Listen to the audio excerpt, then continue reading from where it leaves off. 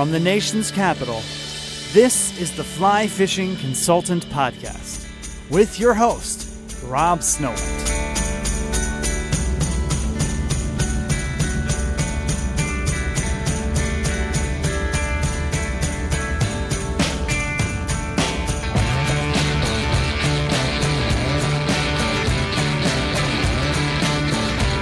You've downloaded episode 274 of the Fly Fishing Consultant Podcast. This episode with Captain Allen Cain is brought to you by Traeger. The Snow Whites are headed down to North Carolina in a couple weeks. What better way to get all the local information on how and where to fish than with the area's most regarded fly fishing guide?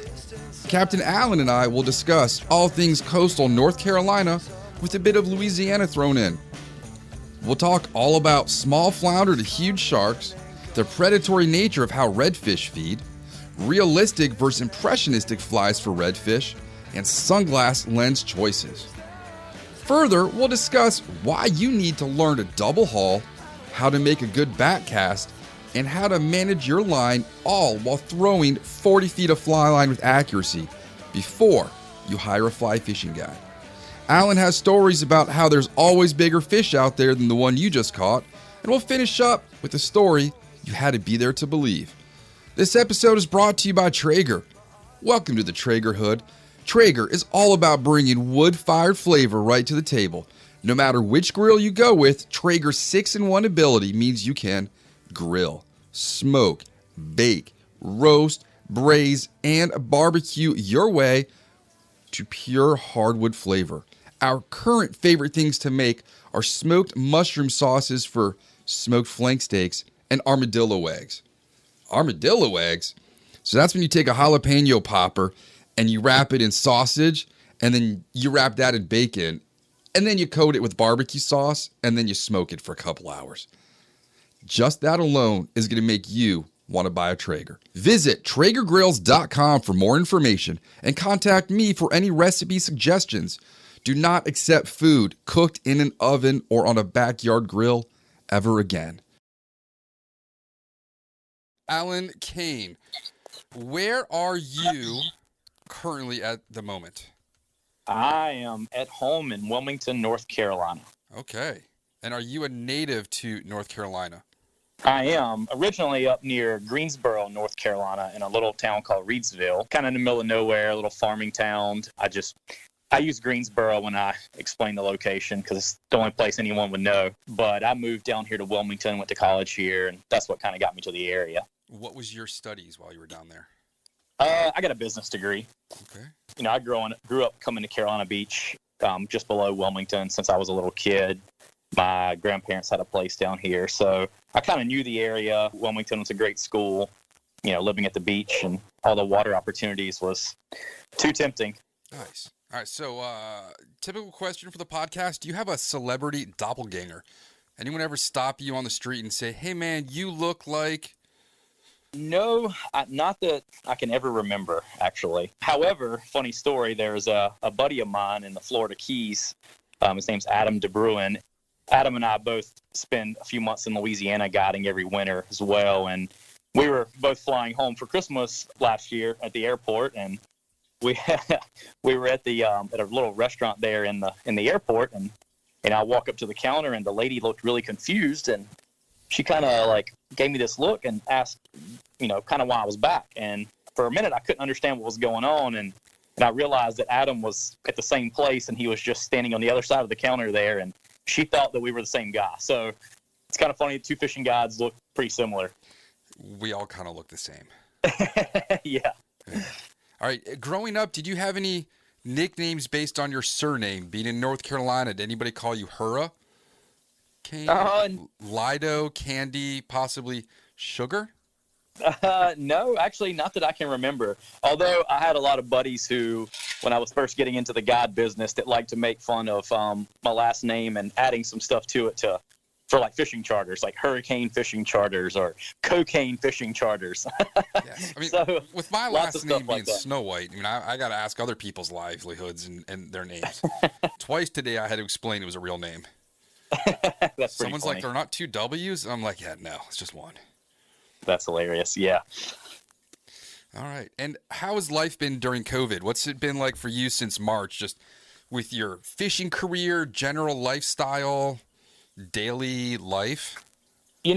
So, I've been in this business for about 10 years now, and I will say that this year has definitely been as challenging as year one. I mean, I had a lot of cancellations at first. I fish a lot of older guys who travel here to fish, and a lot of guys who have vacation homes here that didn't want to leave, their home state to come here. So it was a little off at first. However, luckily for me, I'm kind of an obsessive turkey hunter. I'd probably give up fishing and everything else before I gave up turkey hunting.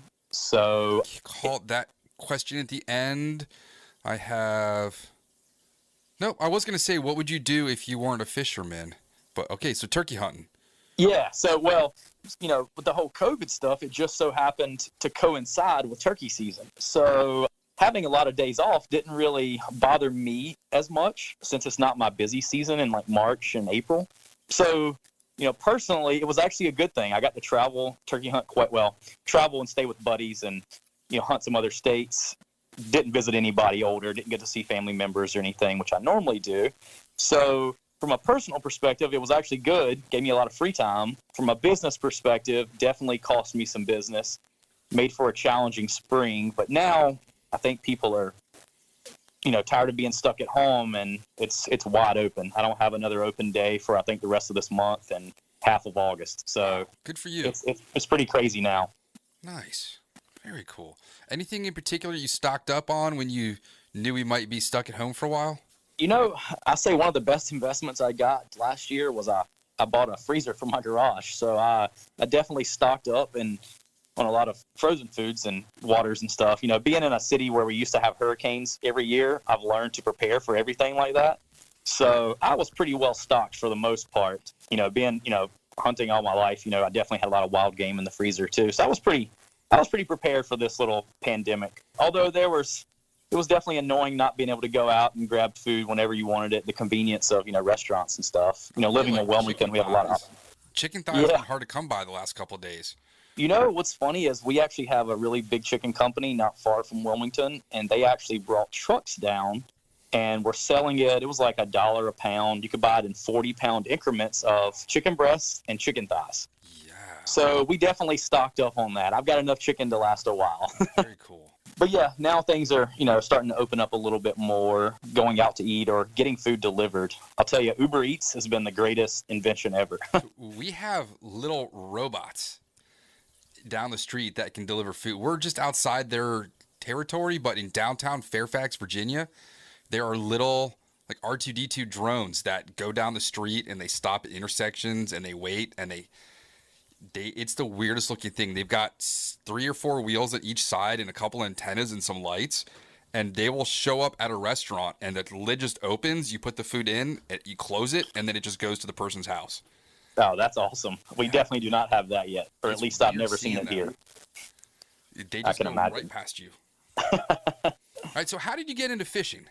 Growing up in a little small town, North Carolina, obviously not a lot to do there. It sounds like a country song.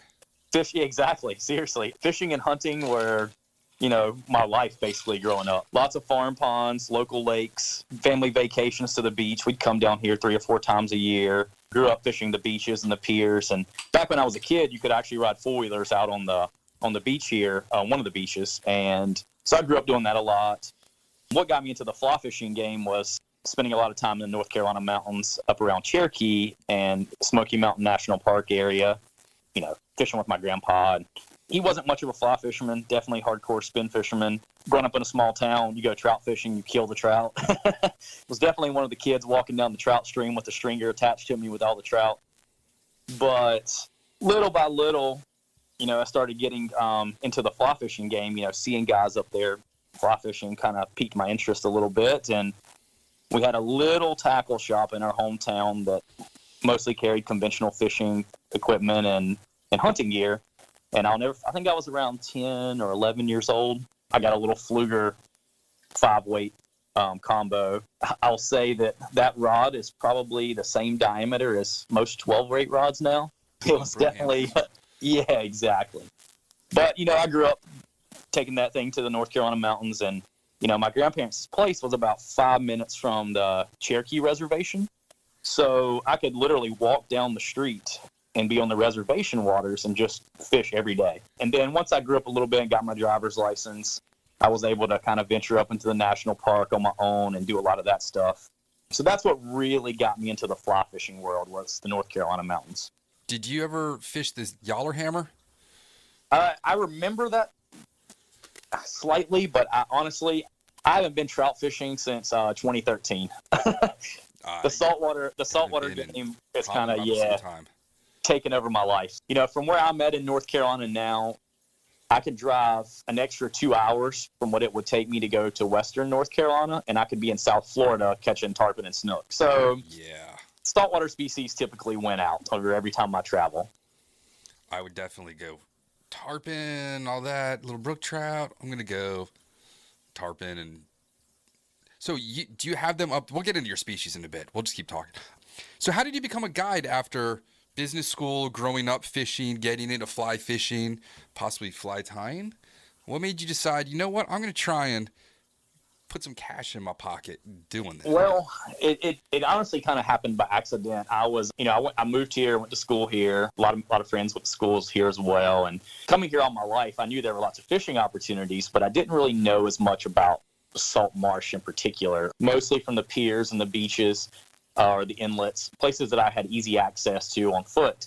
And, when I first got here, I got a little kayak. I saw some guys kayak fishing, and I found this little kayak, and I bought it. Kind of opened up a lot of opportunities for me my first year here.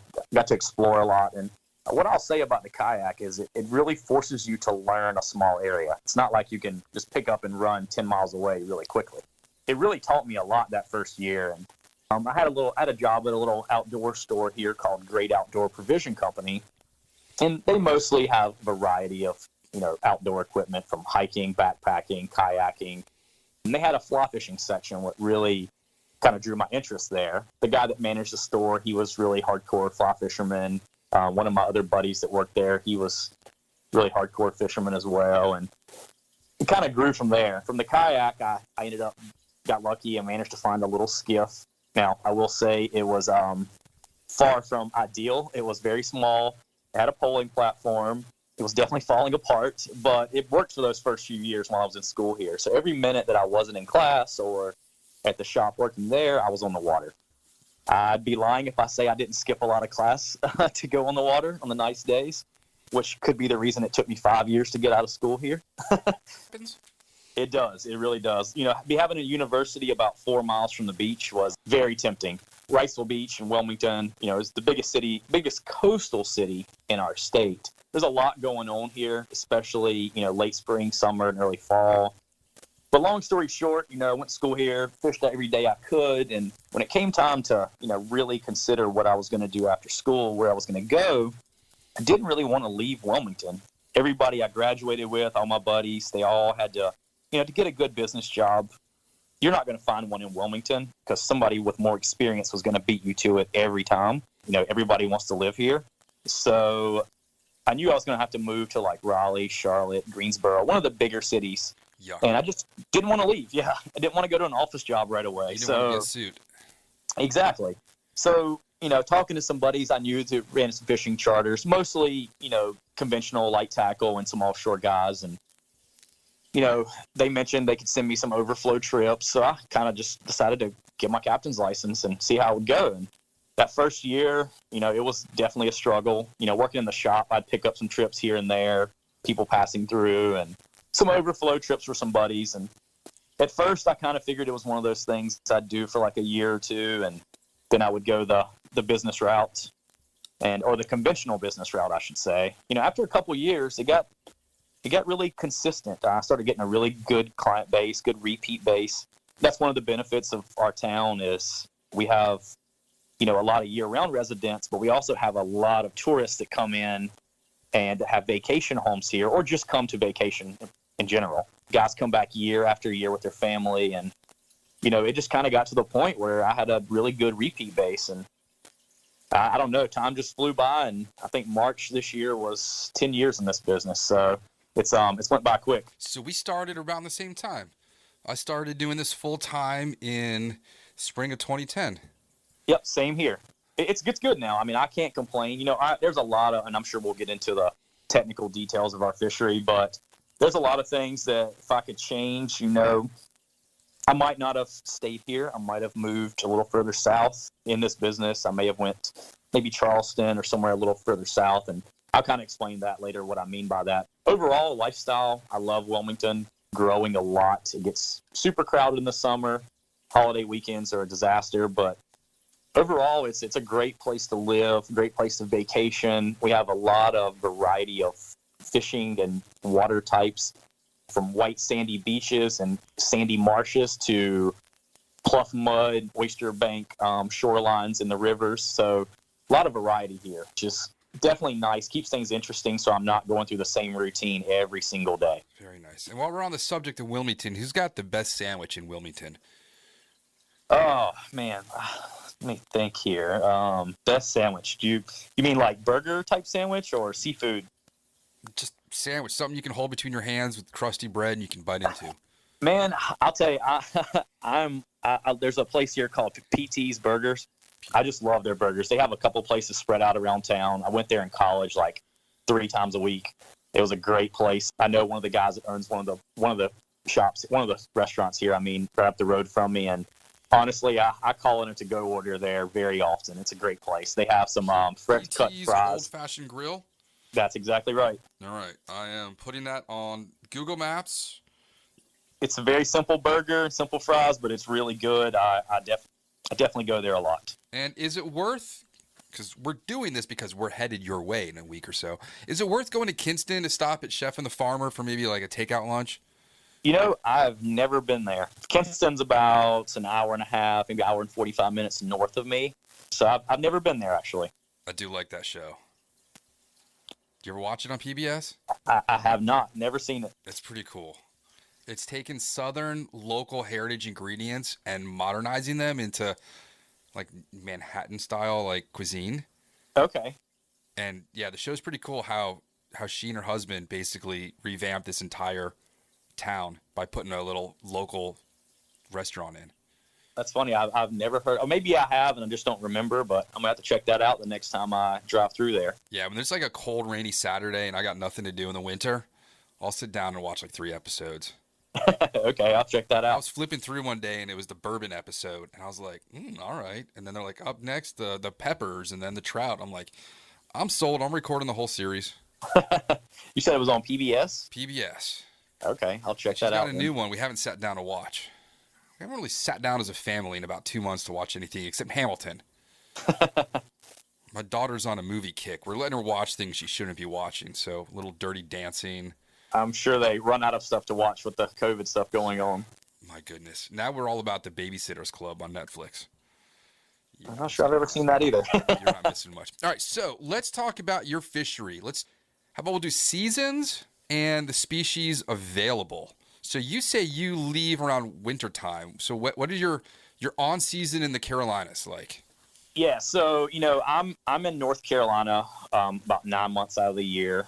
About 5 or 6 years ago, honestly, I can't even remember now. I started going to Louisiana. I went down with a buddy one year for about a week, and we just kind of fun fished it. And I realized just how easy that place is, especially when you come from an area on the East Coast where you have to earn every fish. And some of my buddies, they'll give me hell for saying this, but fishing in Louisiana makes you a lazy fishing guide. It is the easiest fishing you will ever experience compared to anywhere on the East Coast. So once I experienced that, I started spending a few months down there, taking some of my clients that I fish here in North Carolina. And it's kind of grown from doing a month to a month and a half to doing 3 months there every year. A couple of years, I actually did a couple months in the spring as well. So I did 5 months. To get back to North Carolina, I am here from February through the end of October. And then I do Louisiana from November through January. But in North Carolina, rental down there? You take your boat? Yeah, I do. Yeah, I take my boat. There's a lot of transient guides in Louisiana in the winter. It's kind of like how the Keys are. Keys to Montana, Montana to the Yeah, exactly. It's funny. A lot of Florida Keys and a lot of Florida Panhandle guys go there. Some guys have been doing it for well over 10 to 12 years traveling there to do it. But I rent a place down there with a buddy of mine from the Keys and then another buddy from Texas. There was another guy from North Carolina who used to go, but he just got married and had a kid, so he's not going lately. I'm guessing there's no ring on your left hand. There's not yet. What does the kitchen and bathroom at this place look like? Well, where we are down there, if anyone's ever been to Hopedale, Louisiana, it is Hopedale, Louisiana. It is in the middle of nowhere. It's about 45 minutes from New Orleans. Looks like there's just one road of buildings? It is, exactly, right on the canal. How do you pronounce Yskloskey? I've always wondered that, but I think it's Yskloskey. We actually stay right next to the water tower that has that name on it. I just refer to the whole area as Hopedale. It's much easier. Yeah, there's not a whole lot down there. There's not. It's a lot of water. There's a lot of commercial crabbing, shrimping, and oystering there. It's a very real tight-knit community down there with all the commercial guys. And they're pretty friendly overall. We've been going there for a while, renting the same house, and they're always super nice. We can walk across the street, get some fresh seafood from some of those guys, so it's kind of nice in that regard.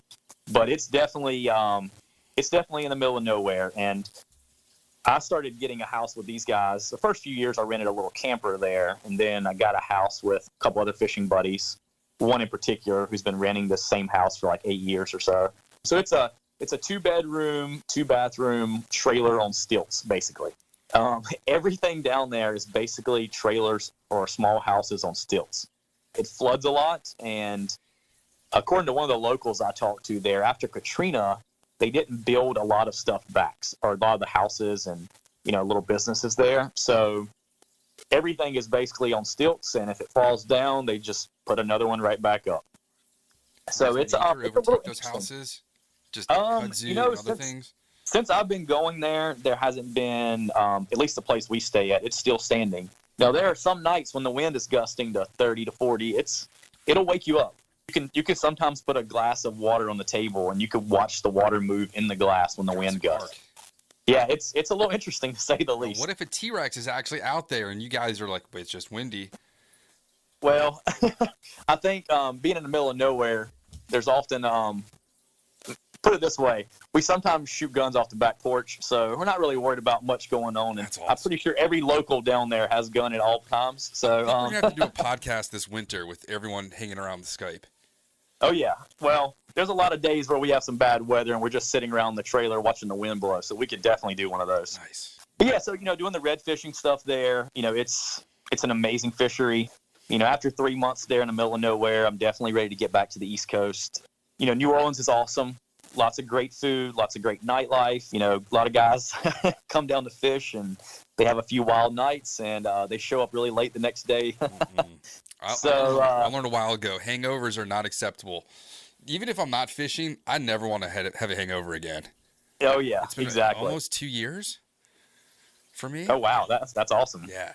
But so we're down there. We rent a trailer. There's 3 of us in the trailer. It's pretty nice. We all get along. We're all good buddies. We all come from 3 different states.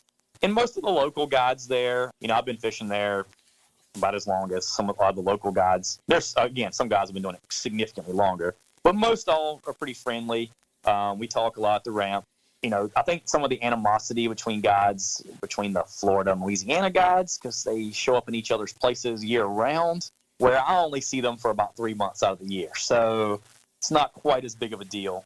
But yeah, I highly recommend going to experience New Orleans. They have a great, I'm only there in the winter, but they have a great year-round fishery. It's really promoted originally as a wintertime fishery. Everybody thinks you need to go in the winter. I know my local Louisiana buddies will appreciate this. I'll give them a little shout out here. But yeah, the summertime fishing there is awesome as well. Great chances at, giant tailing redfish and black drum. And they have a really good jack crevalle fishery there in the summer as well. Do you ever do the wrecks? Or not wrecks, I'm thinking of like oil rigs. No, I've never done it. Every year I say I'm going to block off some days and go do it, but the business side of me gets greedy, and I book every single day that I'm there, and just don't have time to do it. Yeah, it's and most of the offshore fishing takes place out of Venice compared to where we are. Venice gives you better access to the Gulf and deeper water. We're kind of tucked up in the marsh a little more. it's a couple hour drive from where we are. So I've never done it, but I've heard it's amazing. I've got some buddies who have done it. The tuna fishing on the oil rigs is really great. One of these days I'll get down there and do it. There's a great picture of Ross Purnell from Fly Fisherman Magazine holding a huge tuna on the edge of a boat with just this like flames coming out of an oil rig behind him. Oh, that's awesome. Very cool picture. Yeah, it's definitely high on my list. One of these days I'll get down there and do that. I want to experience it. But again, it just goes, being a fishing guide and, being there for work, I just book every single day, and my only days off are bad weather days.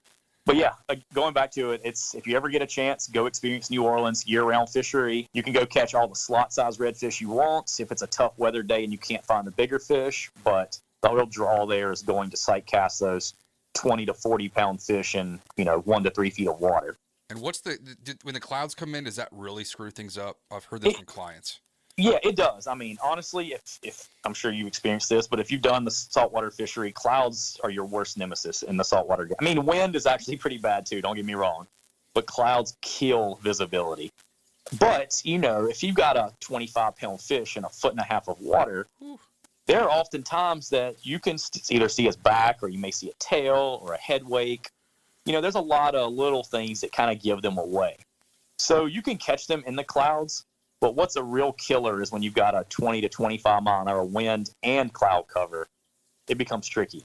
If the fish is tailing, you're good. But other than that, it's it makes for a challenging day. Having been in this business for 10 years, that if I've learned anything, is to always bring a couple of spin rods on the boat. Because when you travel that far and you get desperate enough, no matter how hardcore of a fly angler you are, sometimes when it comes down to leaving fishless, picking up that spin rod can save the day some days. It's a special place. You should definitely go experience it. And the food down there, I will say, is second to none. It's easy to get caught in a tourist type, restaurant that's just fried everything. But that's my if you style. look around, yeah, I mean, and don't get me wrong, some of that's great. But if you look around, there's a lot of great restaurants in New Orleans, a lot of great Cajun food. But yeah, to go back to it, I do 3 months there, and then the rest of the year I'm here in North Carolina in Wilmington. I fish all of the surrounding beaches from Topsail Island to Oak Island. So that's about 70 miles of coastline. I live near Wrightsville Beach. So living kind of in the center allows me to trailer my skiff north or south, depending on where people are staying, time of year, weather, all those factors. All right, let's talk about your job and the species and how everything operates. Yeah, so, I've got 2 different boats I run, and, having 2 boats gives me a lot of flexibility. I have a flat skiff, a Hells Bay flat skiff that I fish the marsh with. With that being said, I've ran it 6 or 7 miles out in the ocean on nice days, but typically our main target here are redfish. From a sight fishing, fly fishing perspective, redfish are the number 1 target. I think redfish are probably the number 1 inshore target up and down the East and Gulf Coast, honestly. But we have a year-round red fishery here. I've caught them before when the water temp was, I think, 47. And then I've caught one. We got one last year. It was 94-degree water temp. Ew, so, gross. Yeah, you can catch them in a huge range, water temp range. Our summer, I'd say our prime season, business-wise and fishing-wise, is usually May through October. But some of my best days ever red fishing have been in the wintertime. Everyone always asks, when's the best time to come? When's the best time to come redfish? Well, short answer, when the weather's good. Long answer, if I had to narrow it down, I would say summer and fall, just because weather is more consistent, fish are more aggressive, lots of bait around, and it gives you a variety of opportunities at other species if the redfish don't cooperate. But the real draw with our winter fishery, and this kind of same here as it is in South Carolina, Georgia, and North Florida, in that our water gets super clear in the wintertime. It'll be Florida Keys clear in some places, like gin clear on white sand flats. So it makes for awesome sight fishing as long as you have the right weather conditions. And here in North Carolina, it can be 75 degrees in January, or it can be 25 degrees. Sunlight is a major player in the redfish in the wintertime. Having that warm sun baking the water makes them a little more aggressive. just to give you an idea of how well the winter can be, my 2 best days ever sight fishing redfish have been in the winter. One day was in February and one day was in March. And as I'm sure you can imagine, there were times where we probably could have caught more than this with the right angler. And there's a lot of other factors, little factors that go into it. But just to give you a quick idea, I had a day in March this year where we had 2 70-degree days. And the next day, the fish were just fired up, super aggressive. And I had a guy who has never fly fished for redfish. And if I'm not mistaken, he's never fished salt water on fly. He caught 34 redfish on fly in one area, 10 of those on poppers in March, early March. So that's those are epic days. And, when you've got a school of 200 to 300 fish in crystal clear water, there's a lot of eyes there. They're very aware of what's going on. They get really pressured in the winter. So getting a couple nice sunny days, it just turned those fish on, and they ate everything he threw. Honestly, I told the guy, I was like, as much as I'd love for you to come back, you probably shouldn't, because you will never experience that again. That was just one of those. That afternoon. He did. I mean, his first time ever to catch 34 on fly just was crazy. I have days in the winter where we're lucky if we can get one to eat because they're cold and miserable. To narrow it down for my favorite time fishing here for redfish, I would say late July through early November. I'm usually gone by early November, but the fishing here is still great in November. Weather's awesome, as long as we haven't had a really bad hurricane. But just to kind of dive into the other species, besides redfish, we have a lot of speckled sea trouts. The better trout fishing is usually spring and fall. Summer, it's a little slow here in southern North Carolina, whereas up in the Pamlico Sound and the Outer Banks, it's much more consistent in the summer. We have a pretty good flounder fishery, and I'll kind of get into the technical stuff in the flounder, when you start asking, before we talked about the whole conservation issues here, but there's a lot that goes on with the flounder and redfish here. But flounder make up a significant portion of our catch. Typically, we get flounder on fly when you're casting to a redfish and a flounder randomly explodes off the bottom and grabs it that you didn't even know was there, which the first time you do it is cool. The other times when you miss the opportunity at a redfish, it can be very frustrating. Bycatch. Yeah, exactly. And there are times where I've had guys that just wanted to catch one, and we'll take a sinking line and just go dredge it on the bottom in some little edges of a creek mouth or a little oyster point, and we'll pick some up like that. Now, what about those locations make them hang out there? They're an ambush predator. They are not redfish are hunters. I rarely see a redfish sitting still.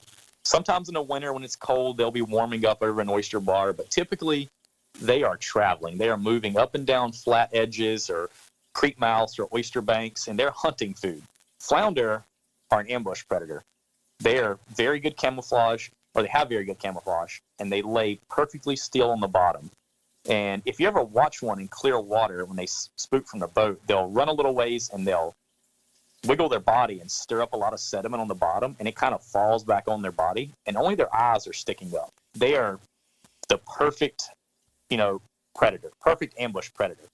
They will lay perfectly still. On them. They just they blend in very, very well. And you'll catch them in, clear water where they'll be a lot lighter, and in dark water they'll be very dark. But they are very good at hiding themselves, and they love to lay on a point or a marsh edge or a channel drop-off, anywhere there's anything they can hide behind. Yeah, any moving current, a little deep ledge. And as those bait fish and shrimp get washed by or swim by, they will explode off the bottom. And it's kind of funny. I've started seeing it more and more over the years because I've been paying attention more to it. But we'll be poling around in a foot of water looking for redfish, and you'll see a flounder just completely clear the water. And what he's doing is, because he explodes so fast off the bottom on a bait fish, his whole body will clear the water. And it's pretty cool to see flounder jumping. Yeah, they're the perfect ambush predator, but they're a very hard fish to target on fly because it requires a lot of cast.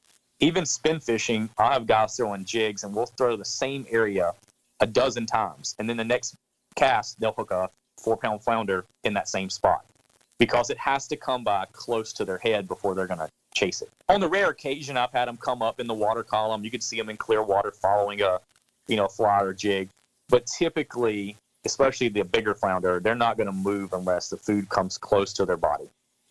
Now, They're not great fighters, though, but they're very good to eat. Do you do catch and release, or are some of these going in the pan? I definitely promote catch and release, especially on the redfish. One, they're kind of almost like my pets. I rely on them each day. They're very much creatures of habit.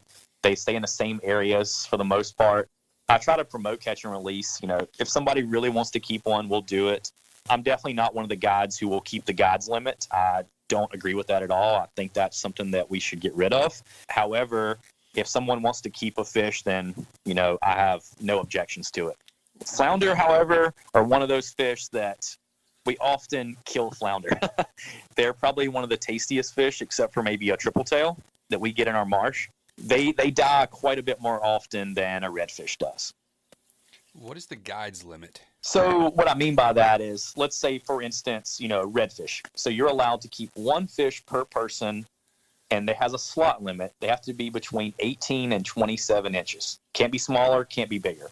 So let's say I have 2 anglers on the boat, and they each keep their fish. And because I'm on the boat with them, I count as a third person. So some guides will allow the anglers to keep their limit too. So it's fine at first, but if you start doing the numbers, let's say you've got a guide who's running a bay boat, and he's got 4 anglers, and then so they can keep 5 fish, one including the guide. And he takes 5 fish every day out of those areas. You have a school of 30 or 40 fish. Next thing you know, you're down to half the school or less. I don't agree with the whole guides keeping, or clients keeping the guides limit, basically. I think that hurts you in the long run. Flounder, for instance, at one point, you could keep 6 per person. So you could keep your 6 and then the guide's 6. So that just seems a little bit overkill from my perspective. Yeah, exactly.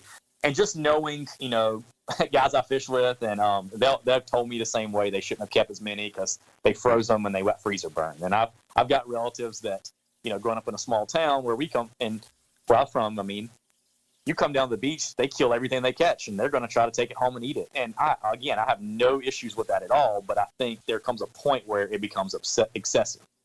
So I don't agree with the guide's limit, especially in our fishery, which is already struggling to start with. But sorry to get off on a rant there about that. The flounder definitely get killed more often. However, right now we have a flounder closure for the first time ever. Our flounder have been overfished for many, many years. There were chances for the Marine Fisheries Commission to reduce the take from a commercial and recreational side. And long story short, we got to a point where it was a forced closure. And I'm sure we'll get into that part, or I can get into it now if you want to kind of explain. So what's happened, we allow commercial gill netting. We're one of the few states that still allow commercial gill netting. And unfortunately, it really hurts our fishery. You will hear guys say, it doesn't do the damage that water quality does, or there's more pressure. And yes, all of those are factors, but it is unmistakable that gill nets play a major factor in our fisheries decline. If you look at South Carolina, Georgia, Florida, Texas, Louisiana, all those states have a ban on nets. And all those states, as much as it kills me to admit this, have a significantly better fishery than us on a day-to-day basis. Florida just stopped their gill nets 21 years ago. Exactly. There are some states like, I think Texas and Louisiana, they did it back in the 80s maybe. I know Florida did it in the early 90s. So yeah, it's very frustrating. And they're really good at appealing to emotion by saying, you're taking away jobs, you're taking away our heritage. But when it comes down to it, a small percentage of jobs and your so-called heritage does not trump the public resource. And you go to all these meetings and you'll hear the commercial lobbyists, which, by the way, they have some really good lobbyists. I'll give them credit for that. They know what they're doing, and they really pull at people's emotions.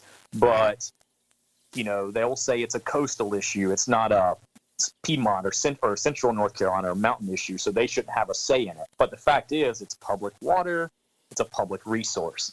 Having a state, too, that has a separate inland fishing and hunting management entity versus a saltwater management entity, our saltwater guys don't get the funding they need. We have a division of marine fisheries, which are saltwater, and they're small. And I hear the guys a lot complain about not having the funds not getting the money they need to repair boats, to go enforce the laws that we have. It's very frustrating compared to other states. But long story short, back to the flounder, the commercial industry takes a significant portion of our flounder take. They have a quota limit. And I think I saw one statistic that said they take almost 90% of the flounder take in North Carolina. That's pretty dumb. Through gill netting. Yeah, and the recreational anglers take a small portion. Well, instead of allowing the recreational angler or user group to stay open, and again, I would have been totally okay if they reduced it to 1 fish per person and increased the size limit, just whatever they could do to, keep people happy, let them have their one flounder instead of 6. But instead, they shut down a very small user group, as well as the commercial sector, and because the commercial sector was not happy about it. But what's crazy is they allowed the commercial guys to keep their season last year and finish out their quota. And it's very frustrating. We're going to have a 6-week season this year. It's going to be from August 15th through, I think, September 30th. And you can keep a flounder at that point. But other than that, we're closed. Now, the commercial sector is also going to get a season, and they're going to have a quota. And again, they're going to take significantly more flounder than the recreational sector, just from the fact that, one, netting captures a lot more fish, but also, if you think about it, how often do you yourself come to North Carolina to fish? Maybe 3 or 4 days out of a year, maybe a week. The chances of you being here during that 6-week season is pretty slim. So just by sheer numbers, there's going to be a lot less flounder taken on the recreational side in that short 6-week season, especially compared to what the commercial sector is going to take. And where it's bad is the gill nets kill indiscriminately.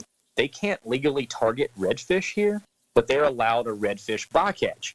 So when they go out and target their flounder, they set the nets, and they typically set them at sunset, and they have the nets. They have to have them out of the water at sunrise.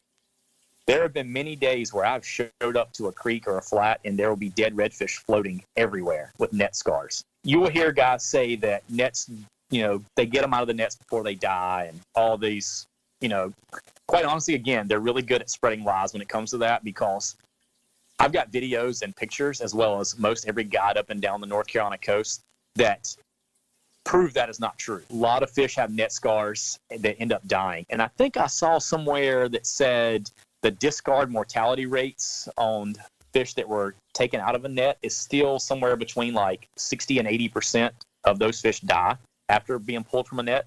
Yeah. Because when they're ripping those fish out of the net, they're screwing up all their gills. Don't get me wrong. I'm sure there are some great commercial fishermen. There's a couple guys around here who are super nice. There's some crabbers that I know that they're always telling me some fishing info where they've seen fish. They're awesome guys. But, it's just like any other user group. There's always the bad apples. And those guys just rip the fish out of the nets, and they're dead. I mean, they're going to die if they're not dead right away. The nets also catch sea turtles, dolphin, birds. I mean, I've seen all kinds of stuff dead in nets. It's a 2,000-year-old technology that still is not that effective at actually doing what you're trying to do. It is not, and it is so frustrating. And, to be one of the few states that allow to the degree that we do, like I can't even begin to, I can do a whole podcast on just the nets. It's so very frustrating. We have these things called incidental take permits, and which require observers on the boats. And observers go on, and because of sea turtles and Atlantic sturgeon, which are both considered, endangered species, well, we are required to have observers on the boat a certain percentage of the time. There's never been a reported interaction with a sea turtle in a net when there wasn't an observer on the boat. These guys aren't going to tell on themselves, because once we've reached our quota for the incidental take permits, they're required to shut down a certain section of the state for the netting. So all these sea turtles get caught in the nets as well. And, that's been a major help for us, is getting the awareness out that turtles are getting hurt in these nets, because you really appeal to people's emotions when you start talking about killing a 15 or 20-year-old sea turtle compared to killing a redfish. Think about that one video of a sea turtle having a straw pulled out of its nose. Yeah, exactly. What that did to straws. Yep, exactly.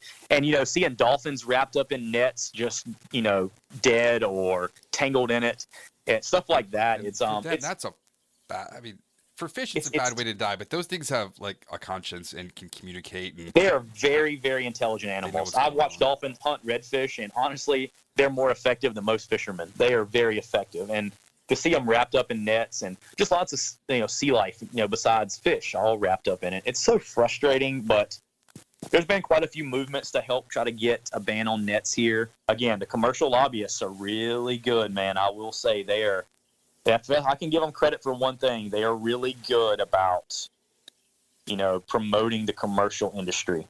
And, I think I saw something along the lines that over 70% of our seafood is shipped out of state anyways.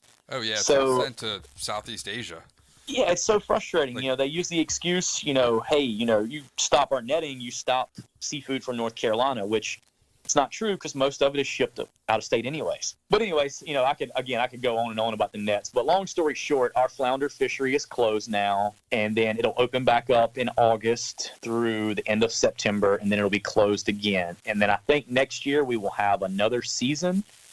And then after that, it's up to the Marine Fisheries Commission to vote on whether to open it back up year-round or to keep it closed for a short season. Flounder definitely make up a big portion of our catch, more so on conventional tackle than fly, but we do get them on fly. And then, to get back into species, I know I got off on a rant on nets there. I knew it was going to come up eventually. And there are some other guides in my area, and in particular, a couple hours north of me, who are very, very educated on the net fishery and the statistics that if you ever wanted to do a podcast on that, there's one guy in particular who would be really, really good guy for that could tell you all the exact details. He's on the actual Marine Fisheries Commission as well. To get back into species, sea trout, flounder, redfish, of course. Those are our main three. And then, we also get jacks, lots of sharks. We get we have a really, I won't get into the tarpon too much just because it's very secretive in the little small community of guys that actually do it on a regular basis. And I know that it will be looked down upon to talk about it too much, but we do have a pretty good tarpon fishery. If you ever wanted to come experience that, it can be, I've had some days that would have rivaled some of my days in the Keys here. I'm just waiting for the ocean to get warmer, and we'll get them up here in the Potomac. Exactly. I know you guys get them up there as well. There are some in the Chesapeake Bay. There are some spots. Yeah, I've heard that. There's a guy I know in South Florida who has an angler who lives in the Chesapeake, and he's caught them on fly in the Chesapeake. That's awesome. So it's definitely doable. We get them in the ocean and in the big rivers around here and up in the Pamlico Sound. I've had some days this year already that were really good. I watched a buddy next to me on bait one day a couple weeks ago go like 7 for 9 in a few hours. So it can be good on tarpon, but again, it's very weather and condition dependent for tarpon. Other species are much easier. To get back into species, we have ladyfish, jacks, triple tail, black drum, sheep's head. The list just goes on as far as our inshore species. The other thing, I've got a bay boat that allows me to be a little flexible as well, and we'll do some nearshore fly and light tackle fishing as well on the nearshore wrecks and reefs. And you can go out there and catch cobia, amberjacks, king mackerel, spadefish, all kinds of different reef species, even on fly. Sometimes on the surface with poppers and other times with sinking lines, sending it down and stripping it up from the wreck or a reef. So there's a really good ocean fishery as well. One of my most favorite actually is the false albacore in the fall. We have a pretty good albacore fishery for about a 6 to 8 week period, depending on hurricanes. The last 2 years have been tough thanks to some hurricanes ruining it. But the albacore fishing mid to late September through October they're awesome fish. They fight really hard and they're very easy targets. And you will see your backing most every time you hook one. Nice. So those guys are great. And there's a lot of other ocean, species along the beaches. I do a lot of shark fishing on fly. Whenever I have someone that just wants to catch something big and doesn't care what it is, and we go shark fishing. Grab behind a shrimp trawler with a 12 weight and a bait fish fly and a little bit of wire leader, and most days you can sight cast to the sharks on the surface. Really? You can pick which one you want to throw to behind the trawler. And inevitably, it's kind of funny. Inevitably, guys go for the bigger ones. And about 45 minutes into the fight, they really regret that decision. The sub 100-pounders are definitely much easier to control and get in the boat. What species of sharks are you guys picking off? You know, we get a lot of black tips. They're definitely my favorite. Black tips are always willing to eat. They jump a lot. But we get, bull sharks. I've seen lemons. We saw a massive hammerhead a few days ago, which probably one of the biggest ones I've ever seen here. So cool. I've seen them on the Keys before, around the bridges, when tarpon fishing, that were just massive, 12 to 14 footers. But I saw one here the other day. Let's just say that it'll make you second guess ever going in the water here. Even though I know it's an irrational fear, knowing that you're not going to get bit by a shark. It's extremely unlikely. But when you see a shark that's 150 feet off the breaking waves where people are swimming and have no idea it's there, a shark that could literally eat you, it's a little more intimidating. Yeah. This guy, he was in about 6 feet of water, and he came right up to the boat and circled us a couple times. He was really curious, checking us out. Yeah, he's just coming to check us out. The guy I had was like, "Hey, let's ride over and look at him." And I looked up and saw the shark coming at us, and I just put the boat in gear, and we didn't have to go to him. He came to check us out. Wow, that's fascinating. But, we get some great whites here in the wintertime that move along the beaches. You can track them on that O-Search website. A lot of tiger sharks in the nearshore wrecks. They're really curious. That'll come up to the boat. But, again, we don't try to target those giant ones just because, one, most people have no chance at landing them. And two, it's, we don't have the tackle. I mean, I'm not going to rig the tackle for that. It would take, hours to land one of those big tigers on fly. But behind the shrimp trawlers, when they're pulling their nets up, they're pulling all these dead fish, crabs, stingrays, all kinds of sea life. It's an awful industry, too. It just creates, it is. And again, as much as I love the shark fishing behind the trawlers, Trawling is so primitive and destructive.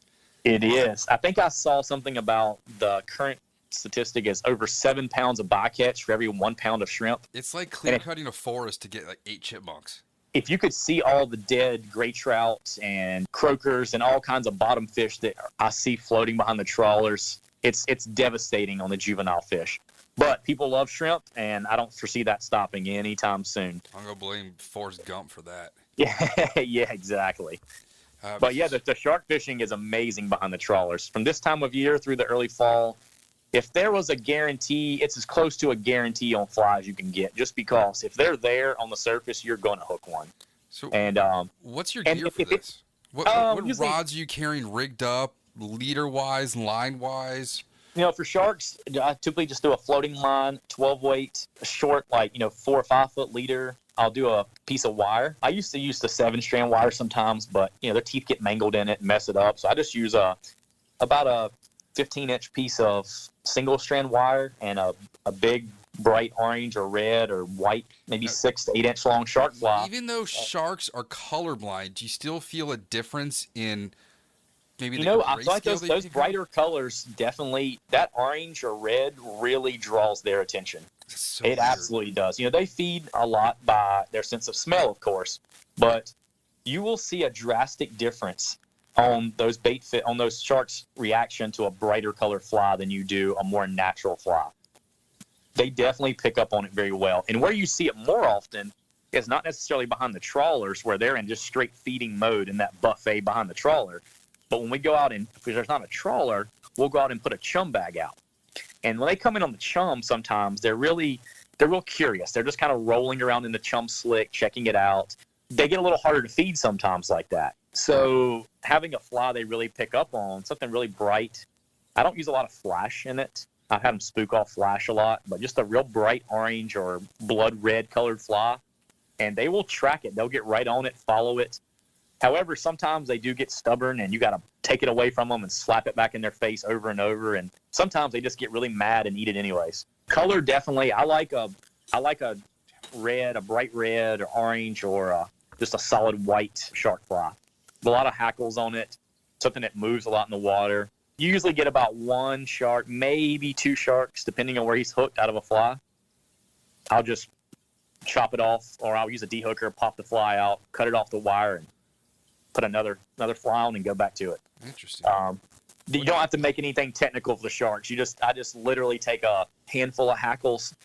I don't even try to put them on there perfectly. I just grab a handful, tie it in, tie a head on the fly, maybe like some marabou or some deer hair, something that pushes a little bit of water, and it's done. Very simple, but very effective for sharks. What's your redfish rig?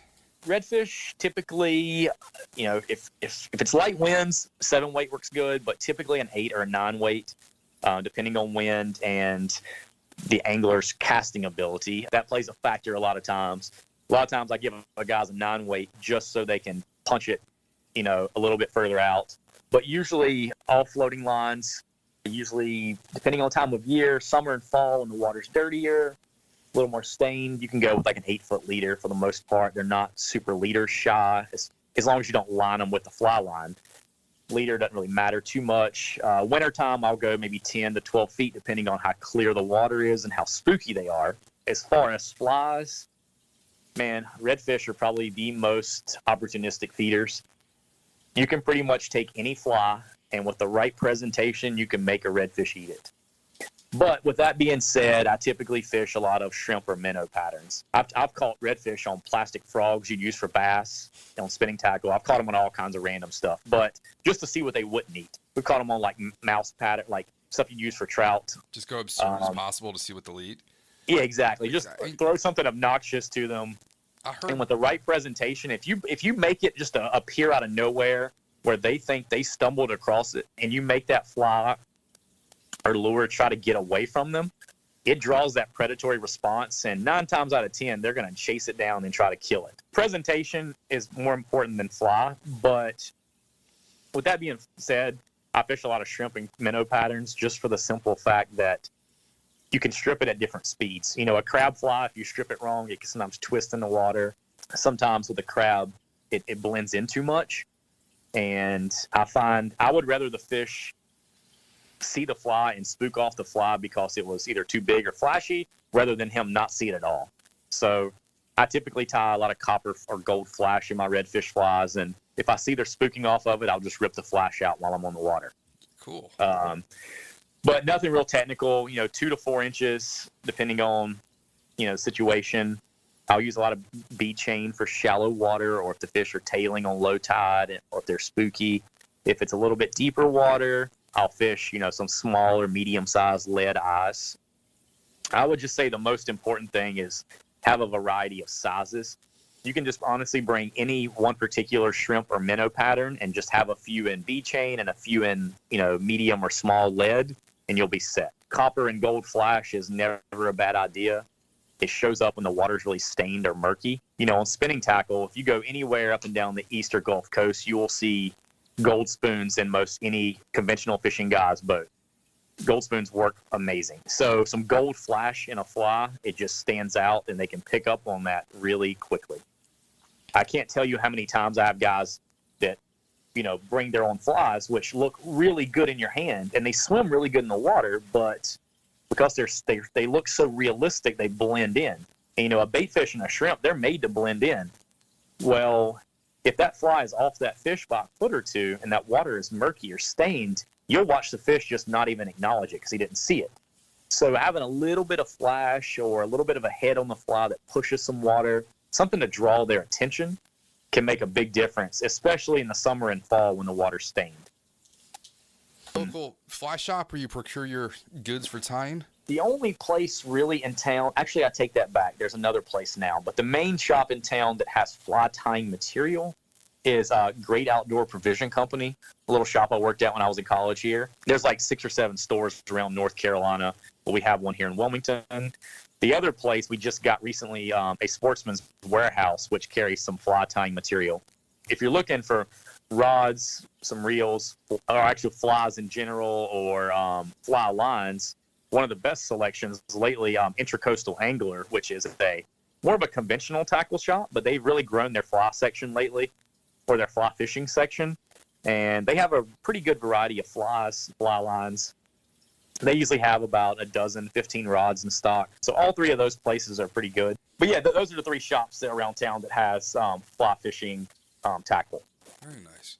What time do you all start in the morning, or is it always a morning? Do you start different times based on tides and weather? Yeah, so that's a whole nother thing there. And I fish, obviously, Louisiana a few months. I travel to the Keys and the Everglades and fish with buddies down there at least once a year. Didn't this year thanks to COVID, but I'm going to try to get down in the fall before I go to Louisiana. But, those guys don't have the tide swings that we have. So a lot of times they'll start in the mornings regardless. And, obviously tide plays a factor everywhere you go, but not as big of a factor in an area like ours where, depending on what beach you are at, it could be anywhere from like a 3 to 4.5 foot tide swing and every 6 hours. And on a full moon or a new moon week, it could be, 5, sometimes a 6 foot tide swing. Wow. So that's a lot of water moving through an area. And it's a lot of water that it can make or break finding fish in an area. And what I mean by that is when that water comes in, there's a 4 foot tide swing. That's a drastic amount of area the fish can move around in. Whereas when that water drops, they're condensed into a smaller area. However, when the water's lower, it gets a little bit dirtier because you have all the sediment buildup. Going back to your question, I don't start every day at the same time.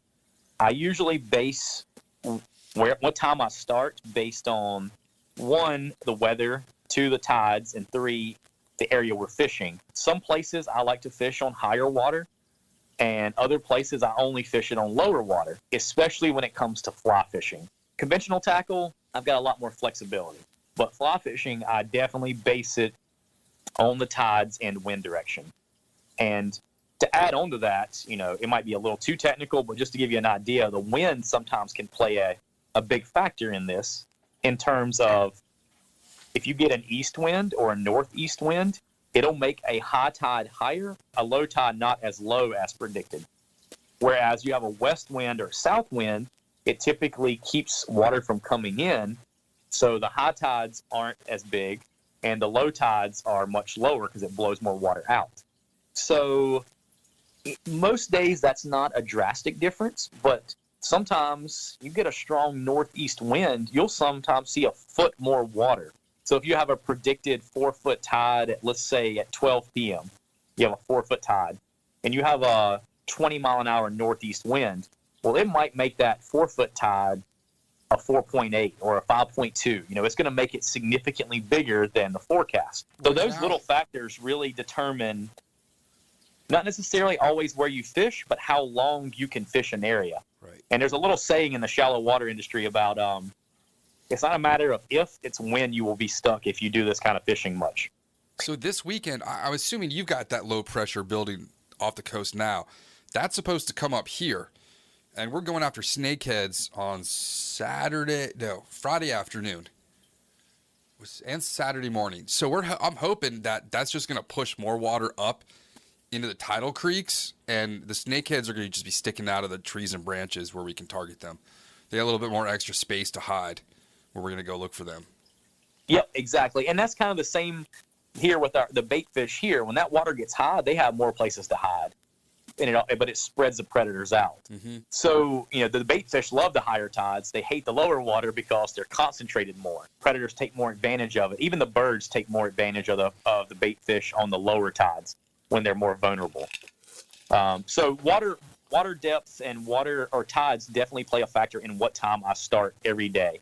Being here in my area, I'd say 70 to 80% of my trips are fly trips, or at least start out as fly trips. I tell everybody that books a trip here, I'm like, look, we'll set the date, and then I'll ask them how long of a trip. I do 4, 6, and 8 hour trips. So half day, 3/4, and full days.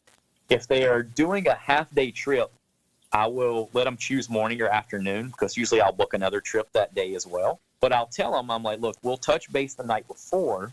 We'll look at the wind update, and then we will base a starting time and which boat ramp we use based on the forecast. That way we eliminate as many variables as we can, really increase our chances. Some guides, they'll start at the same time every single day, especially the conventional, inshore and offshore guides.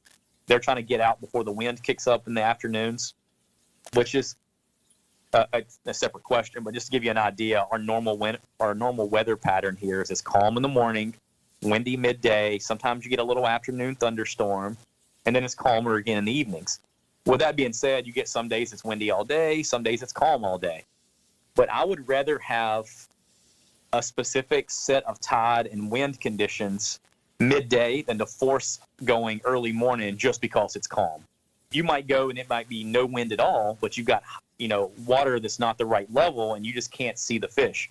And most everything we do fly fishing is sight fishing, except for a few species. Sunglasses? What are you wearing? I mean, I got a Costas. That's Costa Del Mar. I've got different colored lenses. You really can't go wrong with copper or amber lenses. I've got a pair of the silver mirror lenses that I use on low light days, but I often keep 2 or 3 different pairs in the boat. One, it allows me to switch. If it's a cloudy day, I'll go to the lighter ones. If it's a brighter day, I'll use the copper, or I will use the green mirror, which have a copper base. Those work well also.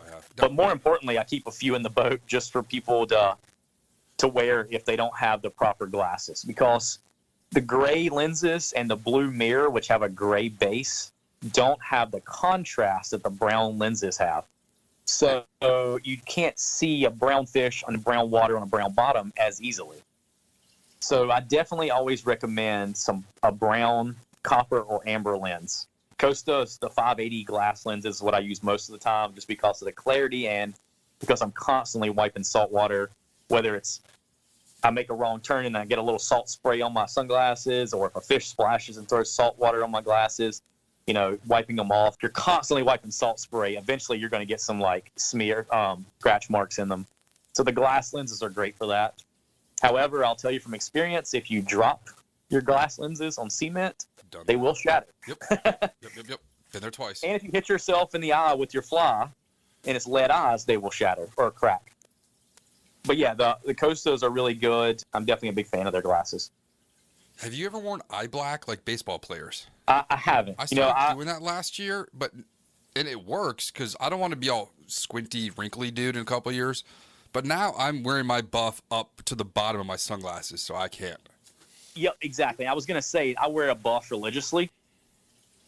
I go to the dermatologist once a year. I didn't go for many years, but now I try to go. And she's always telling me about the people that she sees on the sun every day, and that I keep doing what I'm doing. So I make sure to cover up from head to toe. I hate sunscreen with a passion. Yep. So the only place I put sunscreen is on my hands whenever I can't wear sun gloves. So if let's say I've got a kid fishing trip and we're fishing bait and I can't wear sun gloves, then I'll put sunscreen on my hands. But otherwise, my normal outfit is I wear tennis shoes. I wear, if it's a rainy day, I'll wear some extra tough waterproof boots with rain gear. But otherwise, I wear shoes, pants, synthetic long sleeve shirt. Most of the time, I have a hood on the shirt. I wear the buff all the way up under my sunglasses that covers as high up on my nose as I can. And then I have a hat with a dark brim pulled down as tight as I can to my sunglasses to eliminate any glare I could possibly have. But yeah, pulling your buff up definitely will help keep that glare off your cheeks. And it'll help you from getting sunburn on your nose and cheeks. All right. One of my last questions before we go into the random stuff, how should a client prepare to go out on a trip with you, besides not showing up hungover and or inebriated?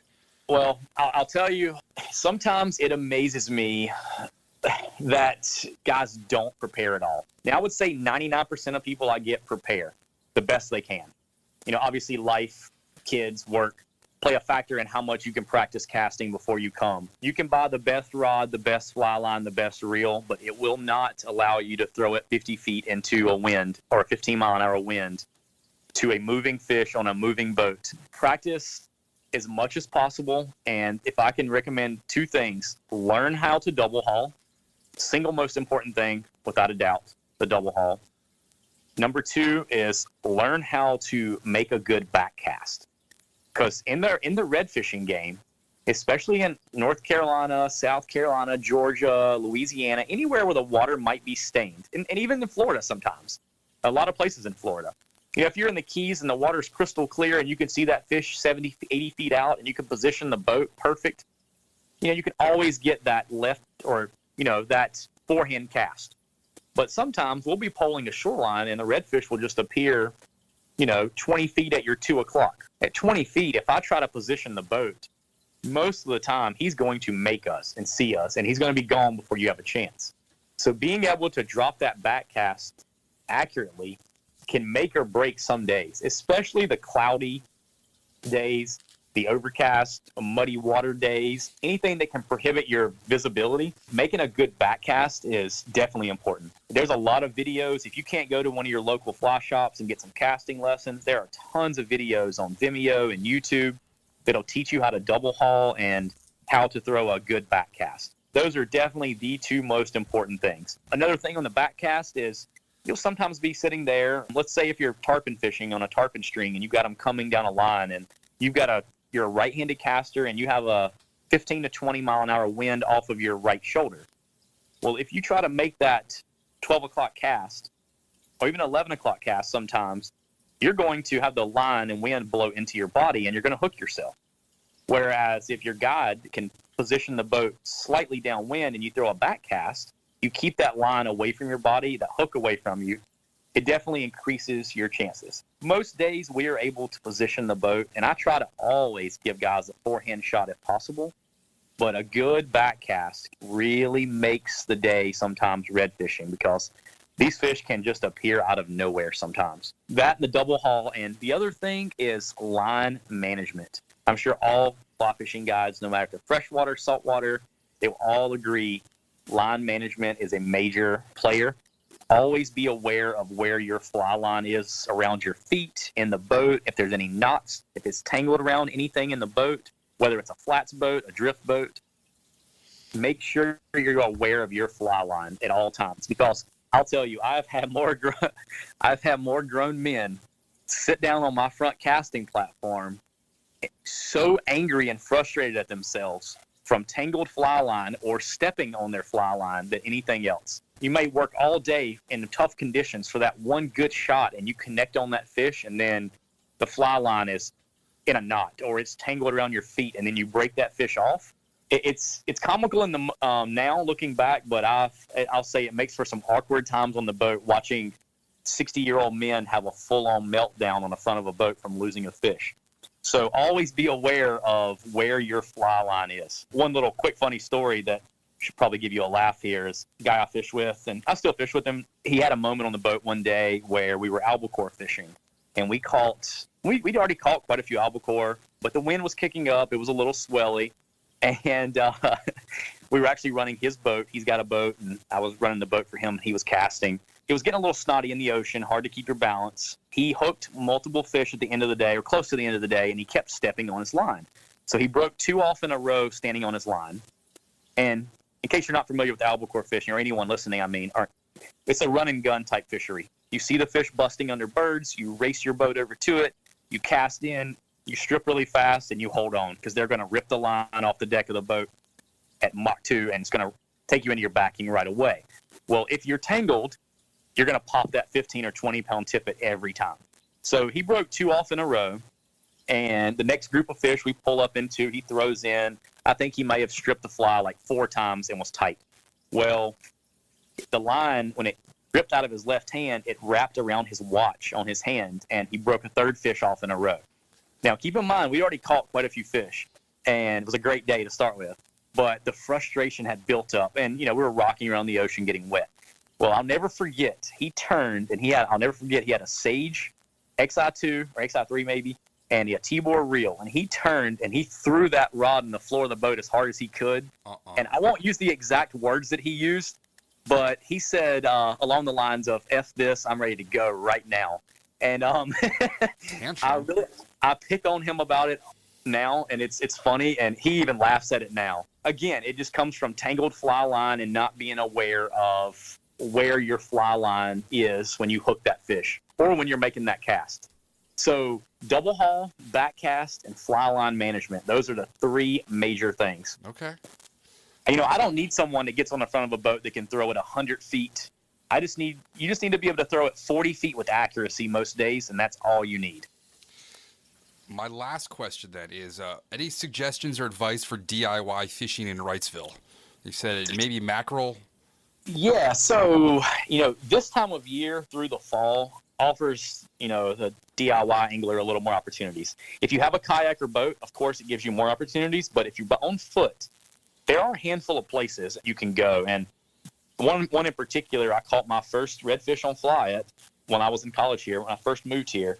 There's a rock jetty that sticks out on the south end of Wrightsville Beach. The jetty at the south end of Wrightsville Beach, yes. And if you look at it on a map, I'm looking on a satellite imaging, there's some giant rocks on the ends, and then on the Wrightsville Beach side of the jetty, there's a small, like 15-inch wide wall that connects to the rocks to the beach. Yep. And on that left side, on the ocean side, you can see there's shallow sandbars and waves breaking. And then when you look on the right side, it's a lot deeper water on the inlet side. And what happens is over the years, that waves coming over the side has dug out a trough right along the side of that wall. This time of year, when there's more bait in the surf, particularly in the fall, but even this time of year, a lot of species will stack up along that wall. And I've caught redfish, sea trout, flounder, jacks, ladyfish, bluefish, Spanish mackerel. It might be all the species I've caught there, but a variety of species just standing next to that wall and casting parallel down the wall and stripping your fly up the length of the wall. If it's a higher water, the waves are crashing on the wall. Sometimes it can be kind of rough. So if you go out there on a mid to low tide, you'll see the actual wall. And back when I used to do it, they didn't stop you as much. But now if the Wrightsville Beach police or the lifeguards come down the beach, they'll make you get off the wall if you're standing on it. But if you're standing on the ocean side, you'll be sometimes in knee-deep water, and 20 inches in front of you on the other side of the wall, it'll be 5 or 6 feet deep. So you can stand there. What's that? Sink tip? Yeah, I was going to say, you can throw a sinking or a sink tip. I used to use a full sinking line typically, but throw it down the length of the wall, let it sink, and strip it back up the wall. Now, there are chunks of rocks and barnacles and all kinds of stuff out there that you'll get hung up on every now and then. So just kind of learn your depth. Like, maybe first time let it sink 5 seconds. The next time maybe 10 seconds. And then once you hit bottom, you'll know when to stop it. And usually a minnow pattern, like a simple clouser, is very effective. A size 2, size 1, even a 1/0, honestly, this time of year. Lots of bait fish are bigger. Just strip it pretty quick up that wall, like that bait fish is trying to get to safety, and you'll catch a variety of species. The closer you get to the bottom, your better chance of flounder. All the other species will come up to eat it. If you're throwing a floating line, you can throw some heavier clousers, kind of lengthen your leader a little bit, let it sink more. But the Spanish, the sea trout, bluefish, the jacks, they'll come up high in the water column and crush it. Try some slower strips, try some really fast strips. Just keep that fly moving at all times up that wall, and you'll be surprised what you'll get there sometimes. All right. Where should I get lunch in Wrightsville? Wrightsville Beach, go to Tower 7. It is like a Baja Mexican Grill. Yep, it's a little Southwest style food. They have great tacos, burritos, stuff like that. It's a really cool little place right on the corner in the main intersection there. There's a couple of sister restaurants to that around Wilmington called K38, like Kilometer 38. Same owners, same menu basically, but on Wrightsville Beach, K38 is a great place. Tower 7. And just to give you another spot real quick, right across from Tower 7 on Banks Channel, there is a little park there called Wynn Plaza, like WYNN, Wynn Plaza. Right at Wynn Plaza, there's a couple parking spots, and there's a public dock. I've stood out there before at night and caught ladyfish around that bridge, just casting into the shadows and stripping the fly back from the shadows there. Little white or shrimp or minnow patterns will usually draw a bite from the ladyfish. Oh, wait, that took me to Wynn Plaza, Las Vegas. Oh, yeah, no, definitely not that one. I think it's still called Wynn Plaza. I'm almost certain it is. Let me see here. I'll tell you exactly what it is. I've got it right here, too. It's literally right across from K38. It's on the south bridge there.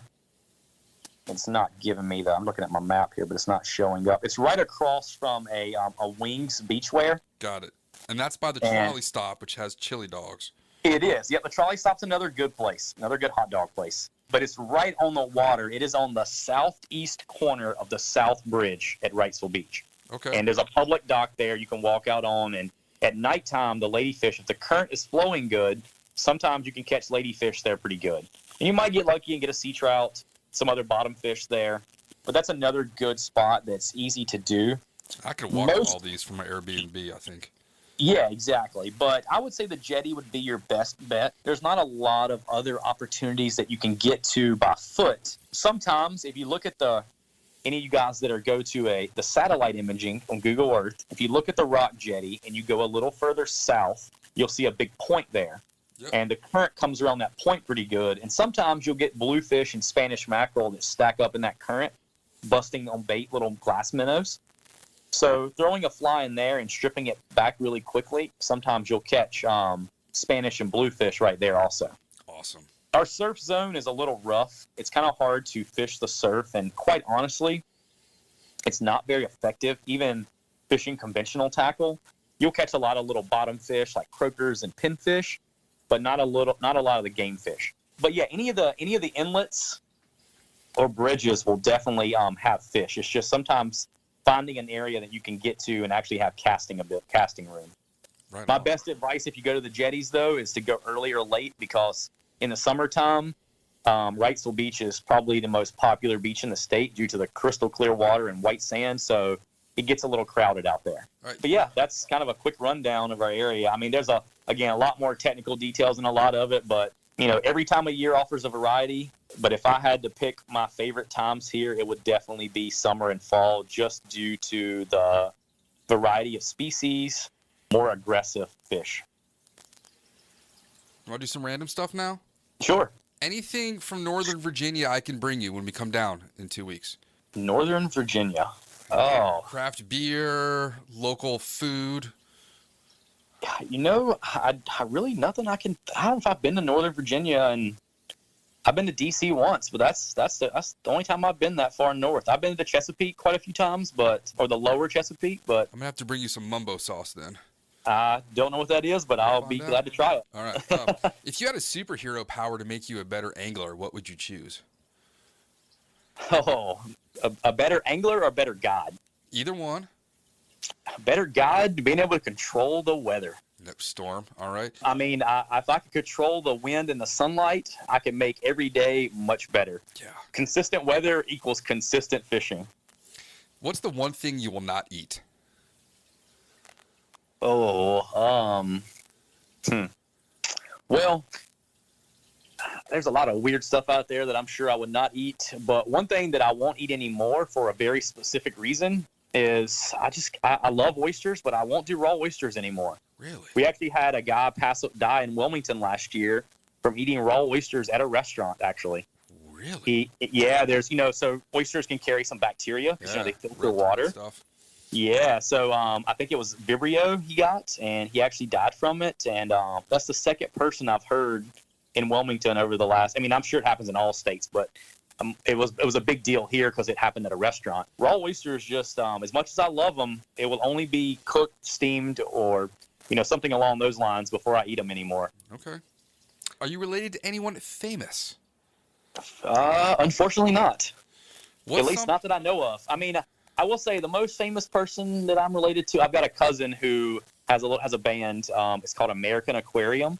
They're like a indie rock country type band, and they've grown quite a bit, and it's pretty amazing what they've done over the last 10 years. They tour the country. I think they got voted biggest or most touring band of 2016 or 17 by Rolling Stone or something like that. Yeah, impressive. So it was pretty good. It's pretty cool to see what they've achieved over the last 10 years. But yeah, nobody really famous. All right. What is something you see out on the water that landlubbers do not get to see? There's some amazing sunrises and sunsets on the water that you don't see on land sometimes. But, as far as there's a lot of life on the water that you don't think about when you just glance out at the ocean. You see on a regular basis. Like, you see some cool stuff. As far as predators interacting and birds interacting with bait fish, just stuff like that you wouldn't think about. I seen a thing last year or 2 years ago, or no, sorry, it was last year, last February.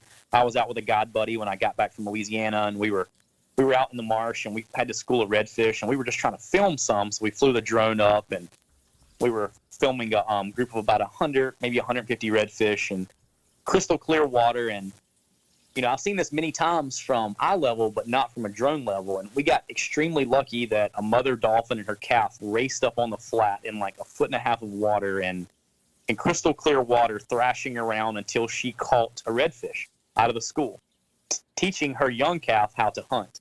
So stuff like that is just super cool. Yeah, it was probably the luckiest video footage we'll ever get. But yeah, stuff like that on the water is every day is an adventure. Doing this hundreds of days a year for the last 10, 15 years that I've been fishing here, you never know what you're going to see, and that's what I love about it. I mean, some days it's the same process over and over, but you really do see some really cool, interesting stuff. If you were to enroll at Hogwarts this fall, what house would you be placed in?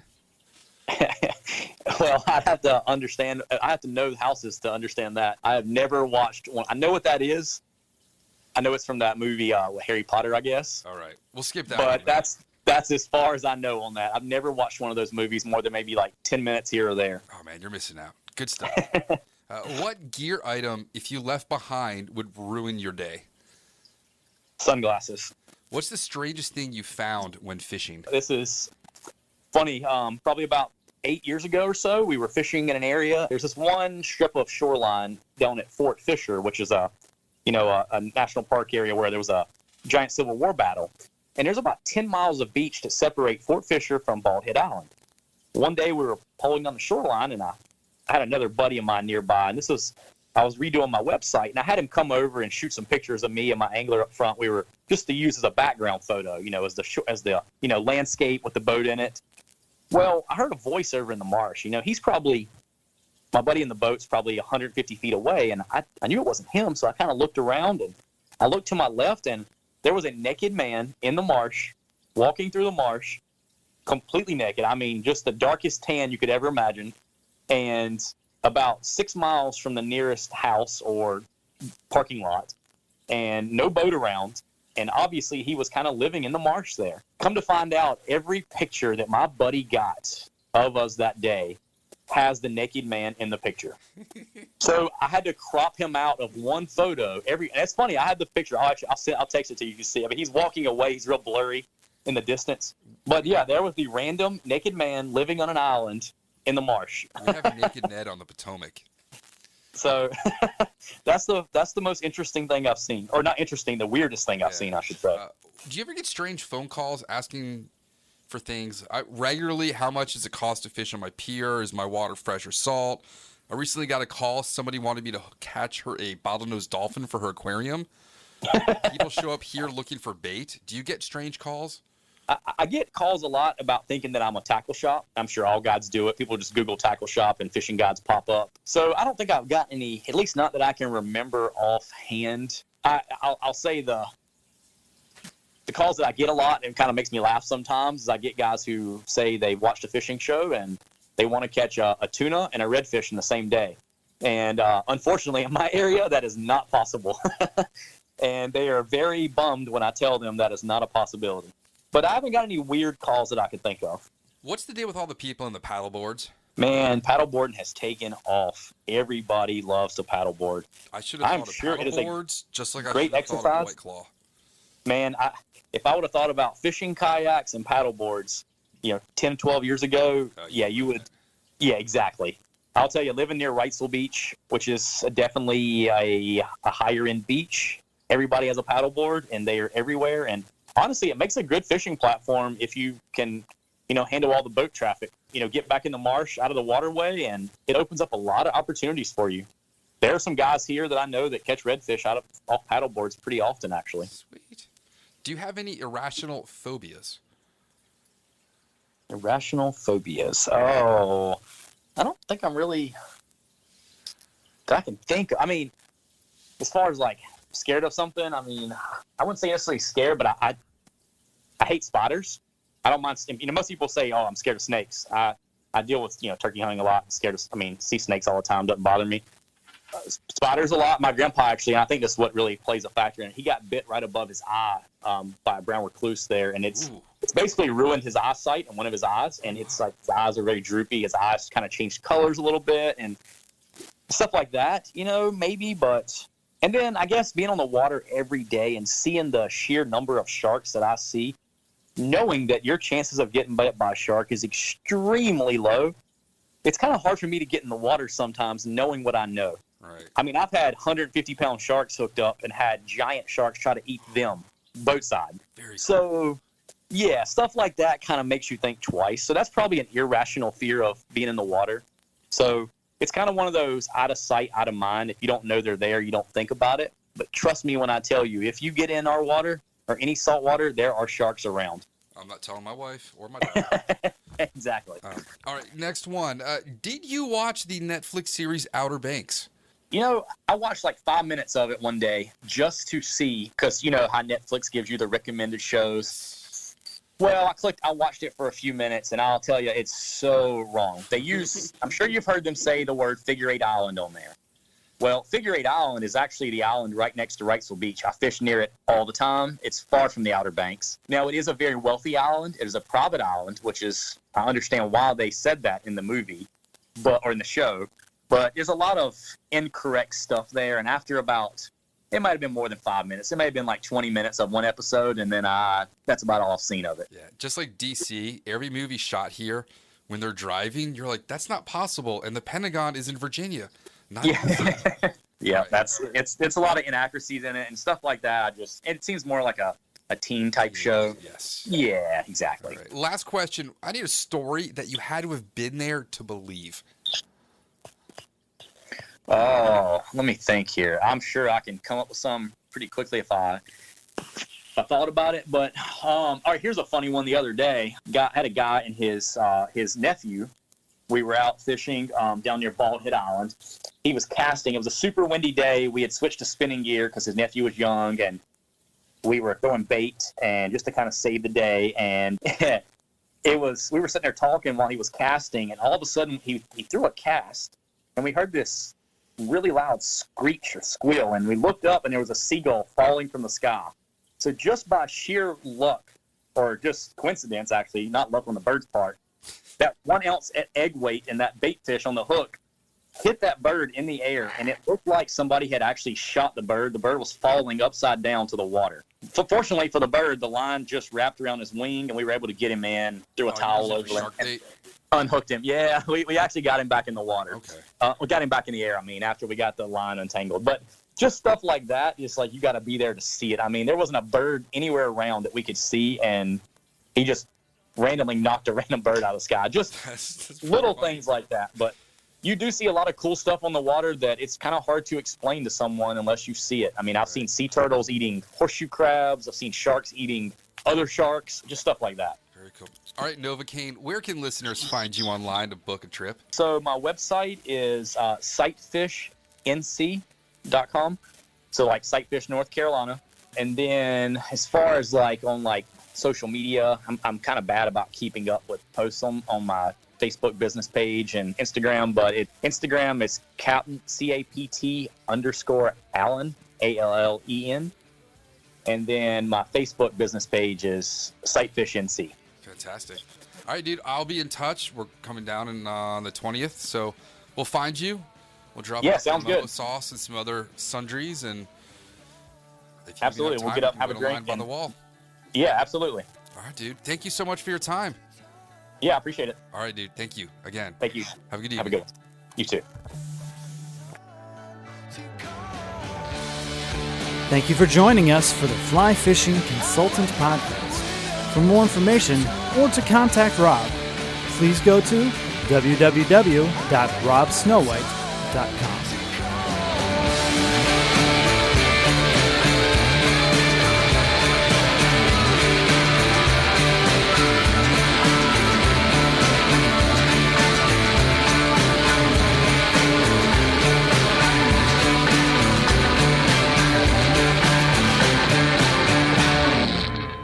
This podcast is brought to you by Freestone Productions at freestoneproductions.com.